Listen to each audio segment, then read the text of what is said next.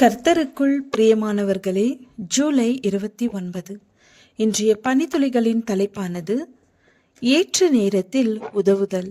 வசனம் எபிரேயர் 13வது அதிகாரம் 16வது வசனம். அன்றியும் நன்மை செய்யவும் தான தர்மம் பண்ணவும் மறவாதிருங்கள். இப்படிப்பட்ட பலிகளின் மேல் தேவன் பிரியமாயிருக்கிறார். 16 வயது நிரம்பிய ஜான் லஃப்ரோ கிறிஸ்துவின் 2ஆம் வருகையை குறித்து பிரசங்கம் செய்ய அழைக்கப்பட்டிருப்பதை உணர்ந்தார். ஆனால் 2 பிரச்சனைகளை எதிர்கொள்ள வேண்டியிருந்தது. ஒன்று, அணிவதற்கு பொருத்தமான உடை எதுவும் இல்லை. 2, பயண செலவுக்கான பணம் இல்லாதிருந்தது. அந்த நேரத்தில் ஒரு அன்பான பக்கத்து வீட்டுக்காரர் தனது பழைய பயன்படுத்திய சூட் மற்றும் ஆடையை கொடுத்து உடை இல்லாத பிரச்சனையை தீர்த்து வைத்தார். அந்த உடையில் ஜான்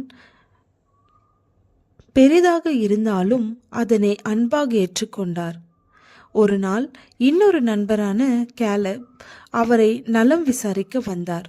இந்த குளிர்காலத்தில் என்ன செய்ய திட்டமிட்டுள்ளீர்கள் என்று அவரிடம் கேட்டார். அப்பொழுது ஜான் தன்னுடைய ஊழிய திட்டத்தை குறித்து எடுத்துரைத்தார். அதனை கேட்டு மகிழ்ச்சி அடைந்த கேலப் உடனடியாக $3 பணத்தை அவரிடம் கொடுத்தார். அந்த பணம் அதிகமான தொகையாக இல்லாவிட்டாலும் சிறந்த முதலீடுகளில் ஒன்றாக இருந்திருக்க வேண்டும். அந்த பணம் மற்றும் உடையோடு தன்னுடைய ஊழிய பயணத்தை 17வது வயதில் மேற்கொண்டார்.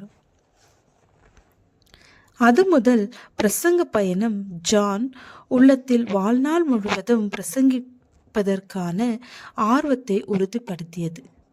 3 ஆண்டுகளுக்கு பிறகு 7ஆம் நாள் ஓய்வு நாள் சத்தியத்தை ஏற்றுக்கொண்டு அதே இடங்களுக்கு பயணம் செய்து பிரசங்கித்த செவன்த் டே அட்வென்டிஸ்ட் முன்னோடிகளில் ஒருவரானார். புதிய ஊழிய எல்லைகளை தெரிந்து கொண்டு அநேகரை சத்தியத்தின் பாதையில் வழி நடத்தினார். முதிர் வயதிலும் பிரசங்கம் செய்வதை தொடர்ந்தார். 76 வயதில் அவர் உலகம் முழுவதும் 16 மாத ஊழிய பிரயாணத்தை செய்து 352 முறை பிரசங்கம் செய்தார். தன்னுடைய 17 வயதில் சுவிசேஷத்தை பிரசங்கிக்க ஆரம்பித்து கஷ்டத்தின் மத்தியிலும் வறுமையின் மத்தியிலும் 92வது வயது வரையிலும் ஊழியம் செய்து மரித்த மகான் இவர். நன்மை செய்கிறதில் சோர்ந்து போகாமல் இருப்போமாக. நாம் தளர்ந்து போகாதிருந்தால் ஏற்ற காலத்தில் அறுப்போம். செய்யும்படி உன் கைக்கு நேரிடுகிறது எதுவோ அதை உன் பலத்தோடு செய். நீ போகிற பாதாளத்திலே செய்கையும் வித்தையும் அறிவும் ஞானமும் இல்லையே.